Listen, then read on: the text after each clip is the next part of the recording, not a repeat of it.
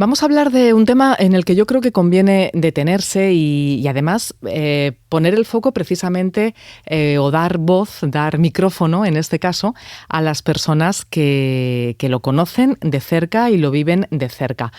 Saben que desde hace algunas semanas pues se está hablando de si existe o no existe el llamado síndrome posaborto, si hay que informar a las mujeres que se acerquen a una clínica a abortar, si hay que informarle de este síndrome. Digo lo de síndrome así un poquito entrecomillado porque con la persona que vamos a hablar me consta que le parece más preciso el tema, el concepto trauma posaborto más que síndrome, pero mejor que nos lo cuente ella porque está con nosotros Leire Navaridas, que es la fundadora y presidenta de Amasube. Leire, buenos días.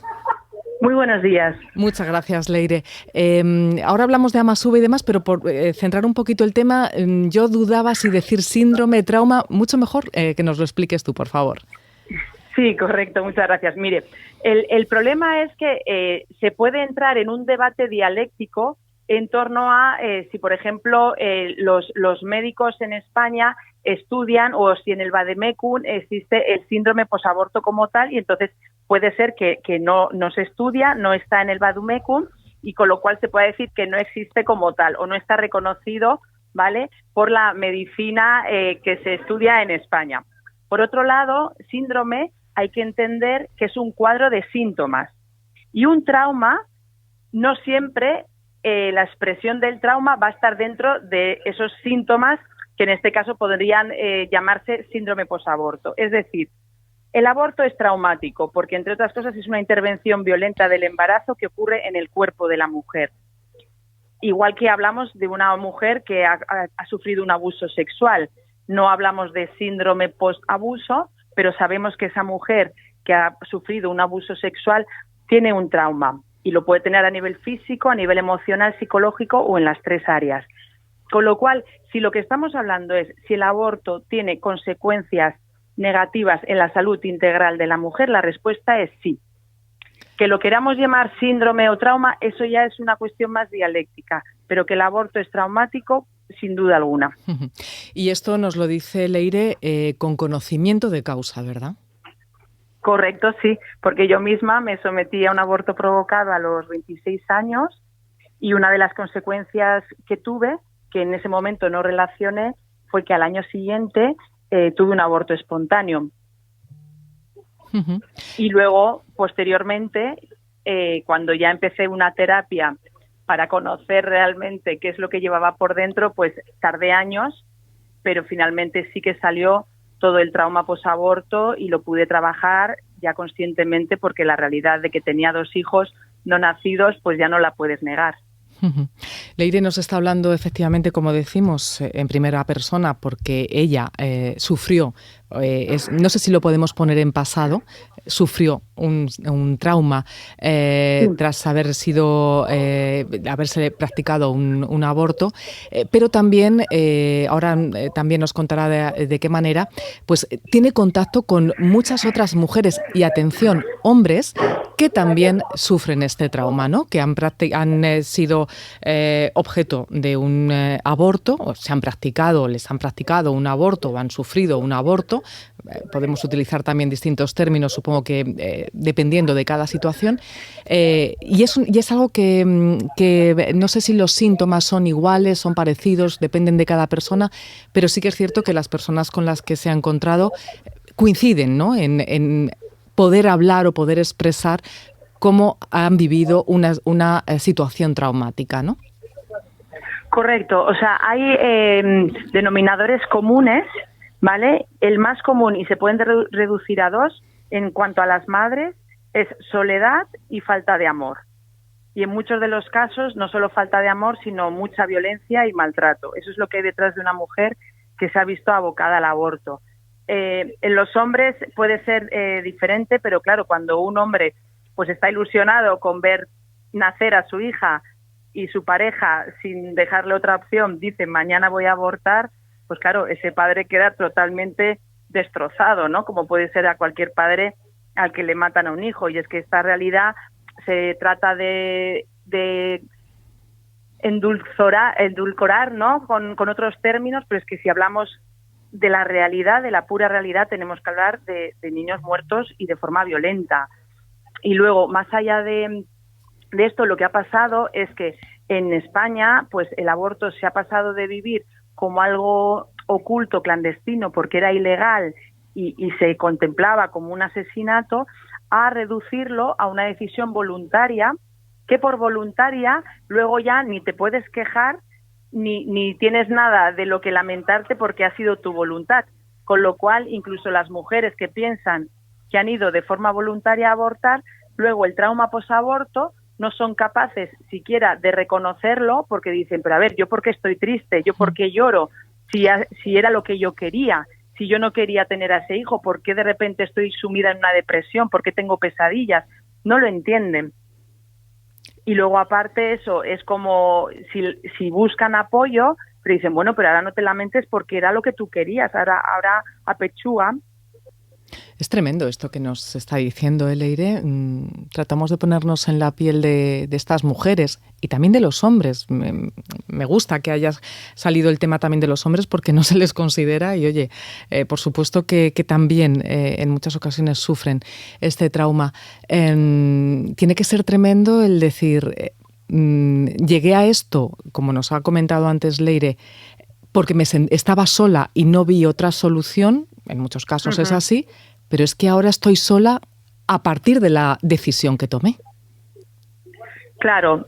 Lo que pasa que es que hay que entender que realmente no es una decisión libre, porque para tomar una decisión libre no puedes estar en estado de shock, no puedes estar con mucho miedo, no puedes estar con coacciones, no puedes estar con amenazas, que es la realidad que se enfrentan la mayoría de mujeres. Y las que no, como puede ser mi caso, porque yo no tenía a nadie presionándome para abortar, yo no tenía a nadie violentándome, yo lo que me creía es que eso era un derecho feminista, que a mí ese amasijo de células no me iba a fastidiar mi futuro y que yo me lo iba a quitar, y quitado eso, pues ya sientes el alivio de, bueno, pues ya me he quitado el marrón, ¿no? Ya puedo seguir con mis planes. Y seguí tan fría por la vida, o sea, no tuve ningún cuestionamiento ni moral ni físico, ¿no? Porque yo tuve suerte. Hay otras mujeres que, aunque quieran pasar página, pues se ven día a día pues sangrando, con infecciones uterinas y con un montón de secuelas físicas que yo no tuve, pero sí que me pasó que al año siguiente me volví a quedar embarazada con el mismo esquema mental de que la maternidad es lo peor que nos puede pasar a las mujeres, con lo cual se podría decir que era un embarazo no deseado, que dicen ahora, pero con este término también hay que tener mucho cuidado porque esto no es realmente una cuestión que pueda adjetivar a un embarazo, porque un embarazo puede pasar de no deseado a deseado en cuestión de minutos, como fue mi caso, que yo fui a ver a mi terapeuta me ayudó a entender que embarazada ya era madre, y luego mirándome a los ojos me dijo, Leire, deja de destruir y ponte a construir. Bueno, pues yo con eso pude entender la trayectoria vital tan destructiva que llevaba, ¿no? Esto de sexo, drogas y rock and roll, y pude ver cómo por fin algo que se me había negado y yo misma también lo tenía como vetado, que era vivir desde el amor y con amor, y yo salí de esa consulta con una ilusión tremenda por ver nacer a mi hijo. Y sin embargo lo perdí, porque claro, no es inocuo un legrado, no es inocuo pasar por un aborto, porque el aparato reproductor corre muchísimo trauma también. Algo de lo que tampoco se suele hablar. Se ha hablado mucho del tema de la información a las mujeres, de darles también esta información de lo que puede ocurrir después del aborto. Eres, como decíamos al comienzo, fundadora y presidenta de Amasube. Cuéntanos un poco, por favor, qué es Amasube, porque me parece que si estamos hablando de soledad, en muchos casos lo que realmente hace falta es precisamente acompañamiento, antes, durante, después, en cualquier etapa, ¿no? de la vida, que al final es lo que te pasó a ti también, ¿no? Así es, o sea, la realidad de las mujeres embarazadas en situación de vulnerabilidad que van, por ejemplo, al trabajador social con un problema, el único recurso que les ofrecen es aborta. Entonces, luego, si quieren continuar con su embarazo, pues se encuentran con un abandono institucional increíble. Pero es que a las mismas mujeres a las que se les paga el aborto, luego no se les hace un seguimiento ni siquiera físico para comprobar que esas mujeres están bien. Con lo cual ellas, como decía, siguen con su vida apechugando con ese dolor que muchas veces niegan o no son capaces siquiera de reconocer. Entonces, de ahí que cuando yo compartí mi testimonio con un vídeo en YouTube, pues me empezaron a llegar personas, mujeres de todo el mundo hispanohablante, compartiéndome su dolor, porque ellas por fin con ese vídeo podían ver, aquí hay una persona que me va a entender, que no me va a juzgar, porque hay en otros países donde el aborto está ilegalizado, que sí pueden llegar a decir a una mujer que ha abortado que eres una asesina y que ya no te mereces siquiera vivir, con lo cual hay una doble condena, ¿no? Primero, un abandono por aquellas personas que te dicen, no, tú eres libre, era tu decisión, sigue adelante, no te culpes, no hay nada que lamentar, o por el otro lado, no, eres una asesina y ahora que te tienes que pudrir y todo lo malo que te pase en la vida, como puede ser un aborto espontáneo, pues lo tienes merecido. Y ellas muchas veces se pueden creer que es Dios castigándoles. Ellas nadie les ha informado que no, que luego tienes abortos espontáneos de repetición porque te han destrozado el útero. No es Dios castigándote. Entonces, hay una necesidad increíble, por lo que digo que hay mujeres que yo he atendido que llevaban 30 años con ese dolor en una absoluta soledad. Algunas están con tratamiento psiquiátrico y no son siquiera capaces de contarlo al psiquiatra, ni el psiquiatra de identificar que ahí hay trauma posaborto, porque tampoco hay formación. Los especialistas no están formados, no hilan que los ataques de ansiedad que sufre esa mujer tienen que ver con el aborto provocado al que se sometió X años antes. Desde Amasube, precisamente una de las razones de ser es acompañar a estas mujeres, ¿no? A estas personas, vamos a decir, porque seguro que también hay hombres que se acercan. Sí, es verdad que la proporción es de 100 a 2, ¿no? Para cuando atendemos a 2 hombres ya hemos atendido a 100 mujeres, y también es verdad que por lo general detrás de una mujer que se ha sometido a un aborto hay mucha violencia machista. Ahora, eso no quita que haya hombres que claramente se hayan visto afectados por esa misma violencia, ¿no? Que yo llamaría violencia vicaria, porque hay mujeres que han buscado hacer daño al padre a través de abortarles el hijo, y luego otros que lo que les ha pasado es que en ese momento de embarazo de su pareja se han visto como sin recursos, han querido como respetar la decisión de la mujer y luego han podido reconocer pues cómo la cobardía o el miedo les pudo frente al impulso que podían tener de decirles a esas mujeres no lo hagas, esto lo superamos, de aquí salimos adelante como sea, cuenta conmigo, sino que claro, como hoy día se vende como un derecho feminista y son hombres sensibles, pues claro, ellos no les quieren coartar sus derechos, ¿no? Ellos quieren que la mujer sea libre. Lo que muchos no son conscientes por falta de información y acompañamiento también y conciencia es que en ese momento la mujer les necesita más que nunca. Esta cuestión que estamos abordando del trauma posaborto, de la necesidad o no de informar a las mujeres que vayan a someterse a un aborto provocado o inducido, ¿es necesario o no es necesario informar? ¿Tiene que ver con cuestiones políticas, religiosas? O sea, no informan por cuestiones políticas, porque no son cuestiones médicas las que impiden que se informe a las mujeres.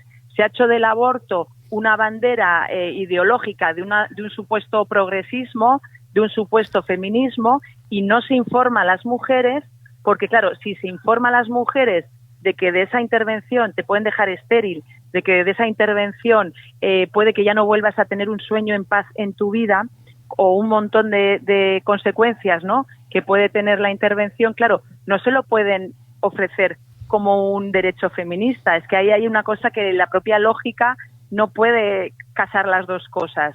Entonces, se está haciendo del abandono de la mujer y de lo que yo llamo violencia obstétrica una cuestión política e ideológica, pero el dolor humano no entiende ni de banderas ni de signo político, porque yo he atendido a mujeres que habrán votado a todo tipo de colores de partidos políticos, religiosas, no religiosas. O sea, una mujer que ha abortado, que se ha sometido al aborto, da igual cuál sea, digamos, su perfil socioeconómico, que va a sufrir de la misma forma, ¿vale? Entonces, claramente el dolor humano no es una cuestión política, pero sí se está haciendo política en base a este dolor humano. Y a mí lo que me parece una vergüenza, y aprovecho estos micrófonos de Radio Nacional, ¿no?, que se presenta como una radio pública, lo que me parece vergonzoso es que yo, por ejemplo, cuando me intervinieron en la sanidad pública para extirparme un quiste del ovario, toda la información y cómo me citaron con un anestesiólogo que se aseguró de que yo era consciente de los riesgos de la intervención y toda la información que recibí frente a la nula información que recibí en la clínica cuando me sometí al aborto. Entonces, ¿por qué para una intervención de un quiste en el ovario recibo tanta información sobre los riesgos y en torno a la intervención a la que me van a someter y por qué en el otro no? Entonces, están haciendo política y está nuestra salud detrás. Leire, las personas que deseen, que más que desear, las personas que necesiten, que después de haber escuchado esta conversación, quizá de algún modo puedan sentirse identificadas con estas situaciones que has compartido, ¿cómo pueden ponerse en contacto con Amasube? Sí, por favor, pues que se metan en la página web amasube.org y ahí tienen de todo, WhatsApp, email, que busquen la forma que más cómoda les resulte. El acompañamiento que hacemos es totalmente gratuito, ¿vale? No cobramos a nadie. Luego sí, pues siempre son muy bienvenidas las donaciones, ¿no? Porque nuestra labor se sostiene en base a estos donativos privados.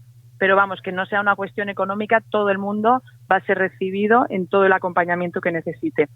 Tanto si está en una situación complicada que valora el aborto como una opción que le podamos informar bien, de forma profunda y transparente, y efectivamente si ya ha pasado por ahí, pues estamos ahí hasta que lo necesite, el tiempo que haga falta. Voy a repetir la dirección de la página web donde podemos encontrar el resto de formas de ponernos en contacto con Amasube. Es Amasube, con V, amasube.org. Pues Leire, muchísimas gracias. Leire Navaridas, fundadora y presidenta de Amasube. Muchísimas gracias por habernos atendido este ratito ante los micrófonos de Radio Nacional, pero sobre todo gracias por esa labor que con tantas personas estáis haciendo desde hace ya unos cuantos años. Muchísimas gracias. Gracias a vosotros. Un abrazo.